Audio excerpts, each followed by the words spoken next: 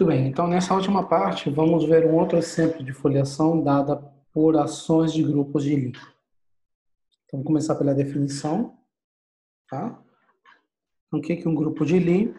Um grupo de Lie é um grupo com a estrutura de variedade, tá? É um grupo tal que possui um atlas, né, de variedades infinito e que além disso ele torna as operações de grupo funções sem infinito. Tá? Então, produto e a inversão são funções de classe sem infinito, né? No caso da primeira é uma operação de G vezes G, G, mapa sem infinito, e a segunda de G, G.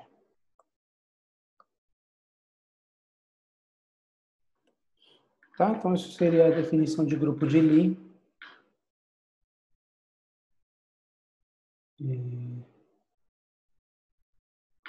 Alguns exemplos de grupos de Lie são RN com a soma, né?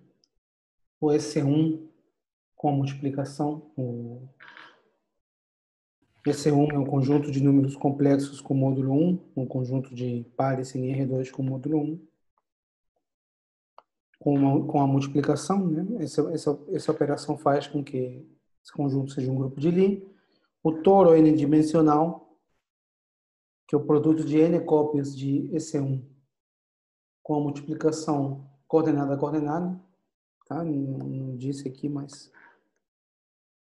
esse é o produto coordenada a coordenada.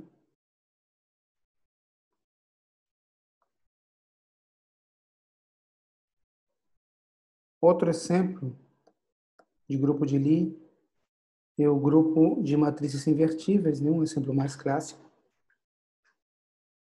com a multiplicação de matrizes. Tá? Esse é um grupo de Lie porque é a estrutura de variedade dada pela inclusão natural no espaço de matrizes, que é um R e N ao quadrado. Né? Esse conjunto aberto, portanto, tem uma estrutura de variedade. E a multiplicação de matrizes, operação polinomial, né? A inversão também é, portanto, são funções sem infinito. Tá? Então, uma vez que a gente tem um grupo de Lie, eu posso definir uma ação. Eu tenho um grupo de Lie, desculpa, e uma variedade. Tá? Posso definir uma ação do grupo. Na variedade, uma ação de classe CR, tá? É um mapa do produto em M que leva G, X e φ de Gx. Muitos denotam isso diretamente como G.x, ou inclusive Gx, né? Satisfazendo duas condições. A primeira condição é aquela condição do fluxo, né? Do fluxo de um campo. Φ do zero, bom, no caso, o elemento neutro do grupo X é sempre o próprio X, ou seja, leva o elemento neutro no difeomorfismo de identidade, tá? E a segunda condição é que φ de G1 vezes G2 X é φ. Tem uma ordem, né, para ser ação à direita e esquerda que eu tenho que lembrar. Aqui.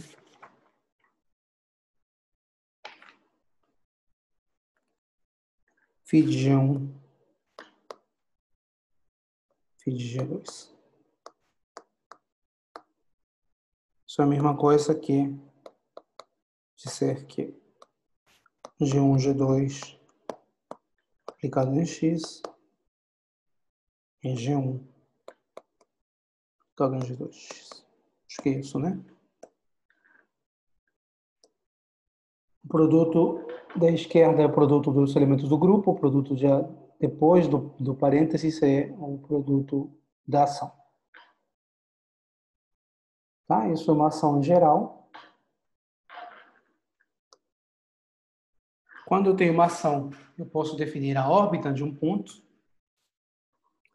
Uma observação que eu não falei aqui é que essa ação, de fato, ela associa a cada elemento de G um diffeomorfismo da variedade, né? Você pode fazer o seguinte. Você pode fazer G diff de M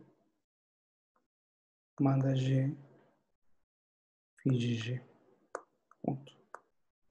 Isso, para cada G fixo, isso é um diffeomorfismo, justamente, pela segunda condição, e leva o elemento identidade. De fato, isso é um morfismo de grupos, né? Do grupo G no grupo de diffeomorfismos. Certo? Então, outra maneira de ver uma ação. E por que φ G, uma vez fixado G, por que isso é um diffeomorfismo? Justamente pelas condições 1 e 2, tá? Você pode verificar isso. Então, quando você tem uma ação de um grupo numa variedade, você tem a órbita de um ponto, né? A órbita de um ponto X é justamente essa notação. Às vezes eu vou denotar com ação, às vezes eu vou denotar assim. São todos os valores φ. Colocar direto g.x, tal que g esteja. Fixo x varia o g, isso me dá a órbita. Tá bom? O grupo de isotropia de x, subgrupo, né? Gx, também Gx φ, são todos os elementos que fixam x.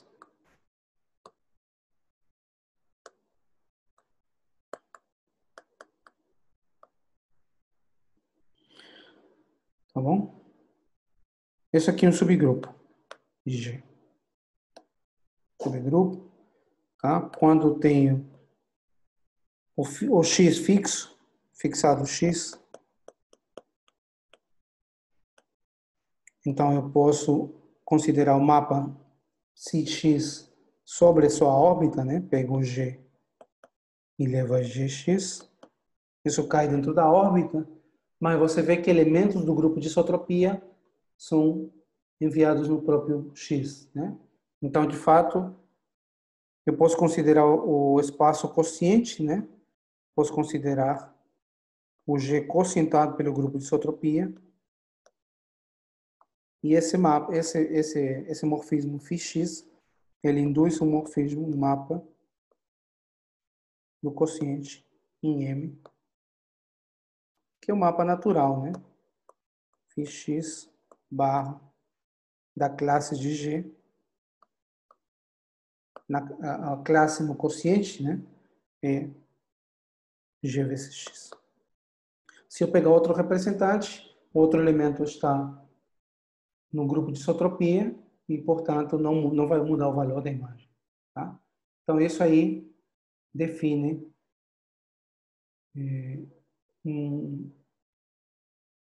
uma função objetiva sobre a imagem, sobre a órbita. Tá?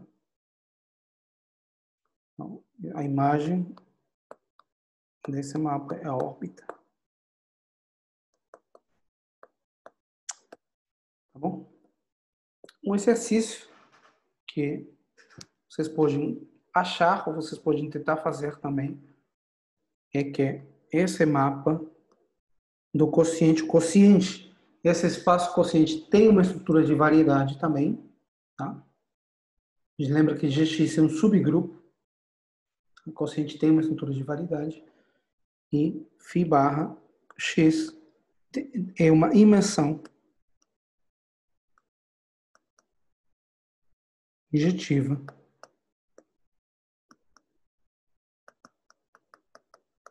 que vai desse quociente na órbita. Então, a órbita seria uma subvariedade imersa, tá? Contida em M, cuja dimensão é a dimensão do espaço quociente. Então, a órbita tem dimensão, a dimensão da órbita é controlada pela dimensão do grupo de isotropia, tá bom? E uma ação vai ser dita folheada quando sempre o grupo de isotropia tem a mesma dimensão, ou equivalentemente, se todas as órbitas têm a mesma dimensão. Se a dimensão das órbitas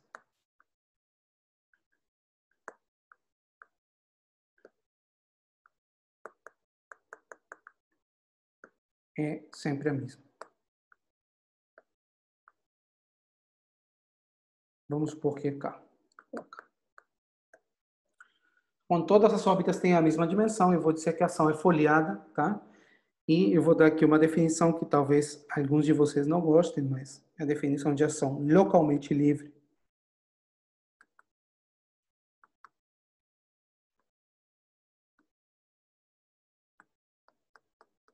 E quando essa dimensão, além de ser folheada, tá? A dimensão de K é a dimensão do grupo. Com outras palavras, o grupo de isotropia é discreto. Quando você quocienta, não perde dimensão. Tá bom? Tem uma definição usual, né? Que é numa vizinhança do elemento neutro, ele é o único que fixa alguém e tal. Teorema. Quando você tem uma ação folheada, ou seja, quando todas as órbitas da ação têm a mesma dimensão, então você tem uma foliação. Tá bom? Você tem uma foliação de dimensão igual à dimensão da órbita. Né? As órbitas da foliação são as folhas da foliação. As órbitas da ação são as folhas da foliação. Então, vamos fazer a prova. Você vai fixar a dimensão das órbitas, né? Como sendo K. X0 é um ponto da variedade. Tá? E eu vou parametrizar, vou definir uma vizinhança parametrizada de X0, né? Uma vizinhança folheada. Então, olha só. Primeiro, você tem o grupo G. Vamos olhar para esse desenho aqui. Você tem o grupo G.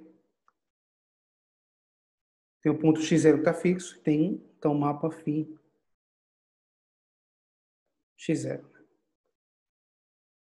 Tá bom? Leva um ponto G do grupo, no ponto G vai ser X0. Tá? E aqui você tem o grupo de isotropia, que é um subgrupo. O princípio pode ter dimensão positiva. Aqui.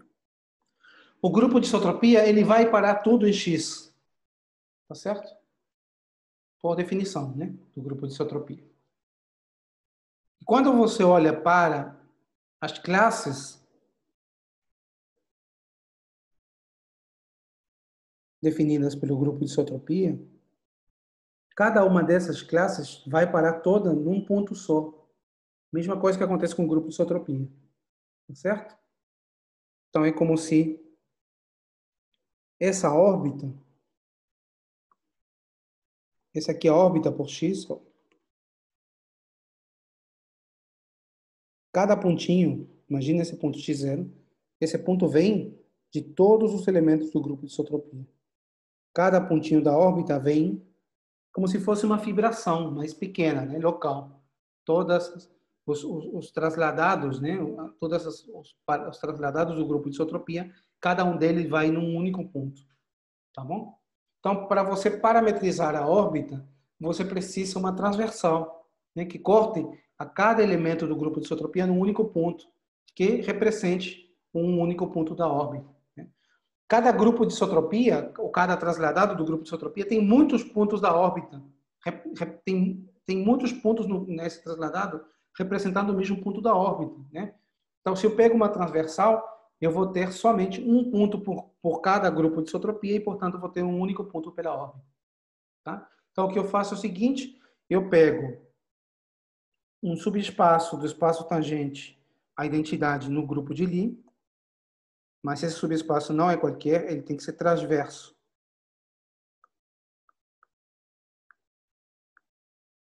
ao grupo de isotropia. Tá? Complementar, né? Você tem um grupo de isotropia, tem um espaço tangente. Eu completo com o espaço E, tá bom? E eu pego um pequeno disco no no grupo de Lie, seria S.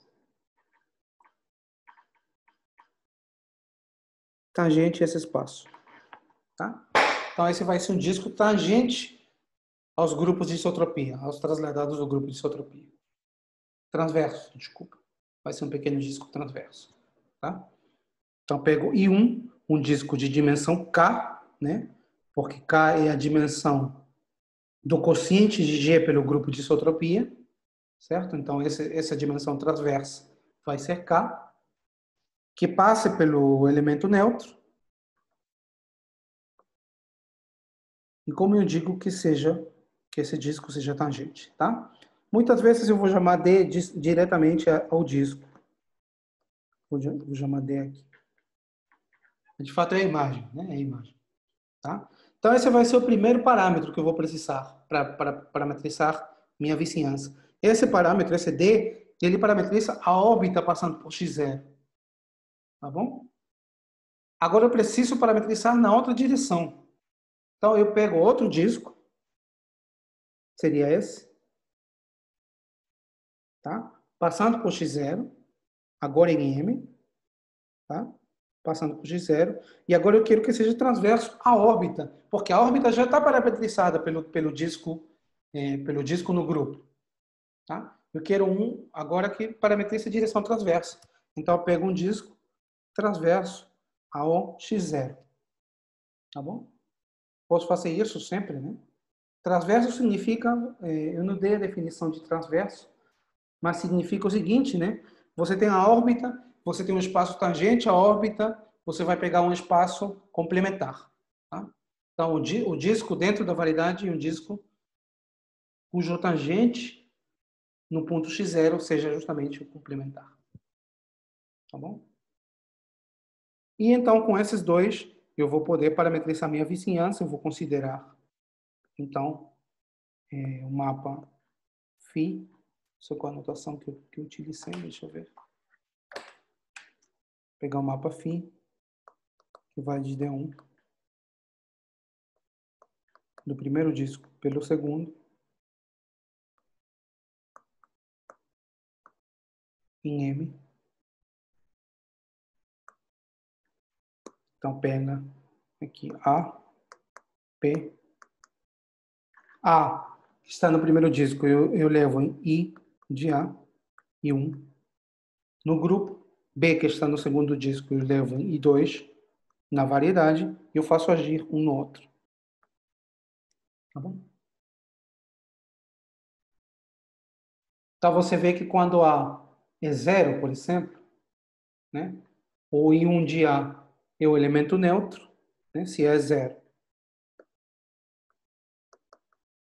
Você vê que φ 0b simplesmente a ação no elemento neutro I2 de B. E eu vou variar o B, né? Então isso dá o próprio I2 de B, né? Então quando A é zero e eu vario no outro disco, eu tenho exatamente esse disco transversal à órbita, que é o disco I2. Tá bom? Quando eu fixo B igual a zero, significa que agora eu estou fixando o x0, tá? E eu vou variar. Então, agora eu vou fazer B igual a zero.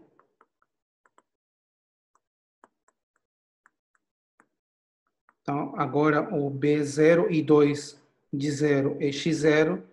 Então, isso aqui dá I1 de A vezes x0. Então, isso dá, variando A, isso dá um pedacinho da órbita, passando por x0, né?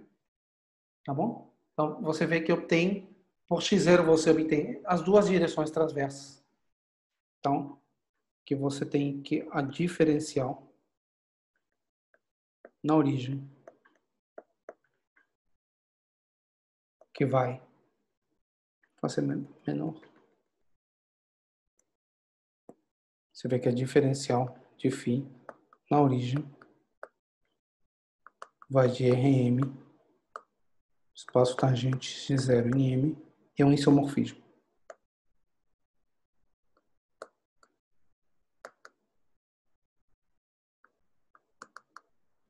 tá bom? Por dimensão, né? Os dois têm a mesma dimensão. Ele é sobrejetivo, porque eu tenho a direção transversa e a direção tangente à órbita. Então tem que ser um isomorfismo. Posso aplicar o teorema da função inversa, tá bom? A classe de diferenciabilidade de φ é a mesma classe de diferenciabilidade da ação, né? Porque φ é definido pela ação. Então ele é classe CR, né? Classe CR.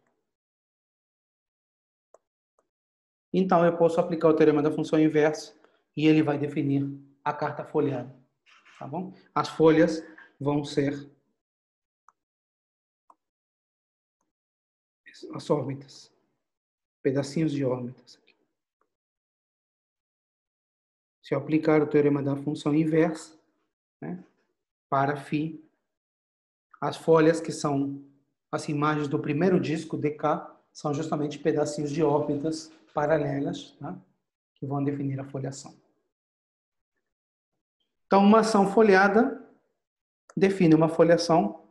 Um caso particular, quando eu tenho um subgrupo de Lie, tá? Subgrupo de Lie é o quê?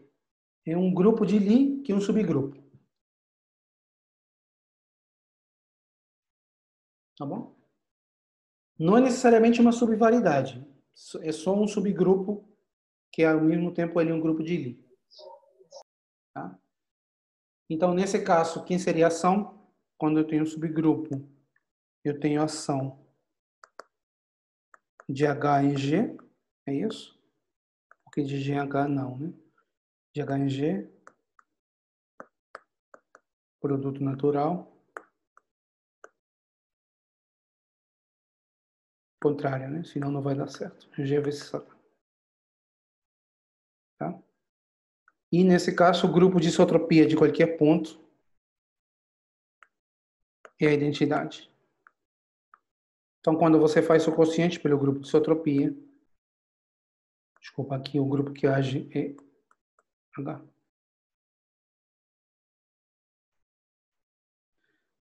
Tem uma confusão, né? O grupo que está agindo aqui agora é H, não é G. A variedade é G. Então, se você faz o quociente pelo grupo de isotropia, isso te dá o próprio H, que é o grupo de isotropia e identidade.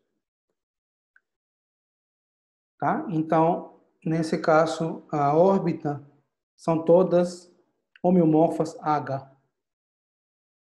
Né? Porque você tinha aquele mapa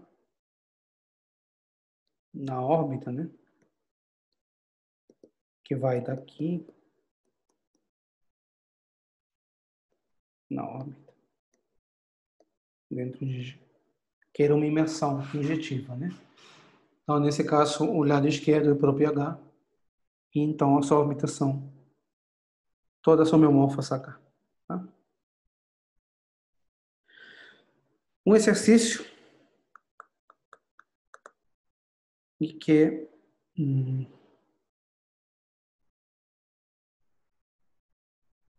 então eu sei que as órbitas são subvariedades imersas, né? Isso aqui te dá uma imersão. Então, o exercício diz que as órbitas são mergulhadas, ou seja, as folhas da foliação são subvariedades mesmo, com a topologia induzida pelo espaço total, tá? São mergulhadas, se somente se o H é um subgrupo fechado.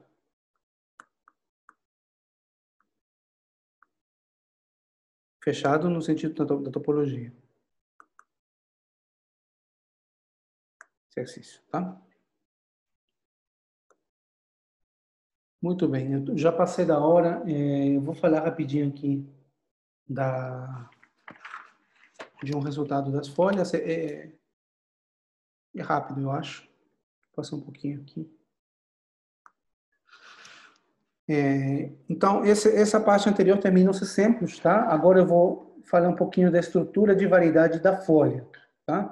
Então, quando você tem uma foliação de classe CR e você fixa uma folha qualquer, essa folha tem uma estrutura de variedade, que não é necessariamente uma subvariedade da variedade total, tá?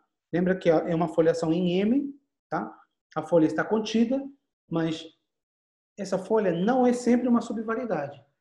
Mas se ela própria, ela por si só, tem uma estrutura de variedade diferenciável, que é chamada estrutura intrínseca. Tá? Como é definida essa estrutura? Você fixa um ponto qualquer da folha. Fixa um ponto qualquer da folha. Aqui. Você pega uma carta folhada. Tá? Você tem a placa passando por esse ponto. Seria essa, que corresponde a um nível. Certo? As placas correspondem a níveis. Imagina que o nível por A. Então, você sabe que quando você se restringe a esta placa, né, a mudança de coordenadas sempre tem segunda componente fixa. Tá? Então, você vai olhar só para a primeira componente. Então, você considera, então está aqui, né? Tem uma carta folhada, tem uma placa contendo P, e você vai restringir somente a primeira coordenada, porque a segunda é fixa, a segunda é constante, né? Porque você está na placa. Então, você considera somente a primeira coordenada, isso vai da placa em um U, no primeiro aberto do produto. Tá? Então, essas restrições, as placas das parametrizações, de fato, não da parametrização, mas da primeira coordenada, porque, como eu disse, a segunda é fixa. Tá? Então, eles definem um atlas na variedade. Então, seria o atlas, seria todos os placas, mapa e placa, tal que alfa é placa em 1 e o φ é carta. Carta. Folhada, né? Carta folhada.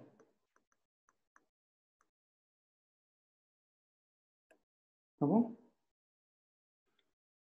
O que acontece? Se você pode cobrir sua folha com essas placas, né? Por definição. Então, se você tiver duas placas, como aqui, você tem essa placa, que é uma das cartas do Atlas que eu estou definindo. Você tem essa outra aqui, né? Então, você tem outra carta folheada, que vai num outro nível, B, tá bom? E você pode se perguntar o que acontece com a mudança de coordenadas. Será que isso define, de fato, uma estrutura de variedade na folha? Então, quando você faz mudança de coordenadas, aqui, sem restringir, entre os abertos, as mudanças de coordenadas, você sabe que são H1, XY, H2, Y.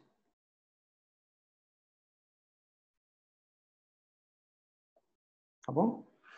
Então, quando você se restringe somente às placas, você faz essa mudança de coordenadas, o que acontece é o seguinte, se você faz a carta associada a φ a menos 1 com a carta associada a φ em X agora, né, porque só estou nos abertos de Rn, isso aqui é H1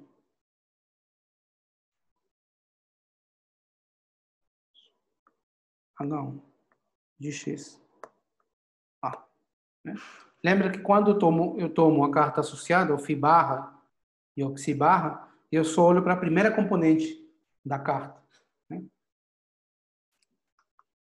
E, portanto, as mudanças de coordenadas são de classe CR, né? Como era a foliação. Tá? Então, isso aqui define um atlas CR de dimensão N em F, na folha. Certo? Onde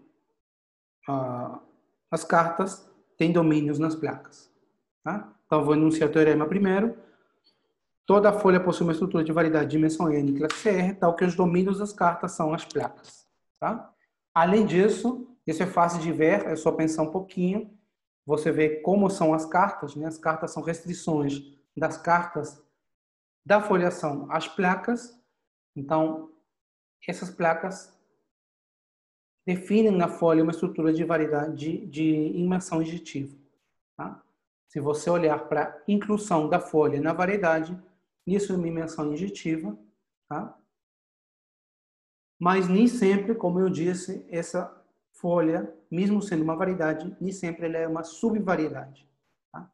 Ela vai ser uma subvariedade se somente se a inclusão e o mergulho. Isso aqui eu deixo como exercício, tá? Para vocês procurarem.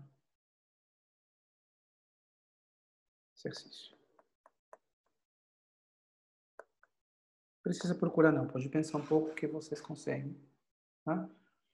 E a topologia intrínseca da folha, essa observação, a topologia intrínseca da folha não é a topologia induzida por M. Tá? Como eu disse, essas acumulações que pode não ter, a folha pode inclusive se acumular nela mesma, né? Ela pode ser assim, por exemplo.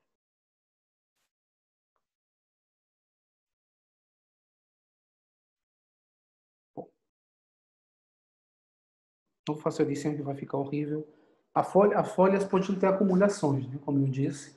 Isso faz com que topologia induzida por M não seja a mesma topologia intrínseca da folha, porque na topologia intrínseca, a folha é localmente conexa, por exemplo.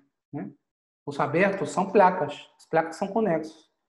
Na topologia induzida, não é necessariamente localmente conexa. Você pode ter um aberto e intersetar com a folha e ter uma infinidade de conjuntos, de placas. Tá bom? Só vai ser a mesma topologia quando a inclusão seja um mergulho. Tá bom? Que nesse caso não vai acontecer. Então, gente, desculpem por ter passado da hora. É isso que eu queria passar. Vou parar a gravação.